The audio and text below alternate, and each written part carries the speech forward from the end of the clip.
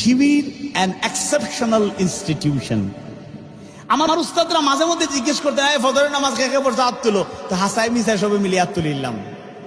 কিন্তু ইসলামী ছাত্র শিবিরকে পেয়েছি যে নামাজ পড়ি আমরা, আলহামদুলিল্লাহ পড়ি। এটার প্রমাণ কি? হঠাৎ করে দেখা যায় আমাদের পাড়ার মসজিদে, হোস্টেলের মসজিদে বা যেখানে অবস্থান করি সেই মসজিদে গিয়ে দায়িত্বশীল ফজরের সময় হাজির। আপনি এখানে? না, আসলাম নামাজ পড়লাম, এদিকে চিন্তা করছিলাম তোমাদের সাথে একদিন ফজরের নামাজটা পড়ি। ব্যাস একদিন দেখলেন ফজরের নামাজে সে মসজিদে আছে, এর মানে সে নামাজি। আমি সাথী প্রার্থী থাকাকালীন সময় মাঝখানে 17ই মে সাথী প্রার্থী আর 28 মে 99 সালে সাথী হয়েছি।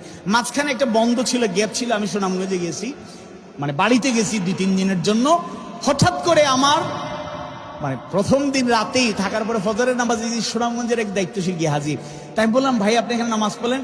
সিলেট থেকে একটা খবর পাইছি একজন সাথী প্রার্থী এই গ্রামে, তো তিনি এখানে এসেছেন, তো নামাজ কাজা যেন না হয়, তিনি নামাজ পড়ছেন কিনা খবরের জন্য সুনামগঞ্জ শহর থেকে আমার গ্রাম মোটামুটি 2-2.5-3 কিলোমিটার দূরে বাইসাইকেল চালাইয়া ওই প্রতিনিধি চলে আসছে আমার নামাজ যেন কাজা না হয়, নামাজ পড়ছি কিনা। এটাই ইসলামী ছাত্র শিবির।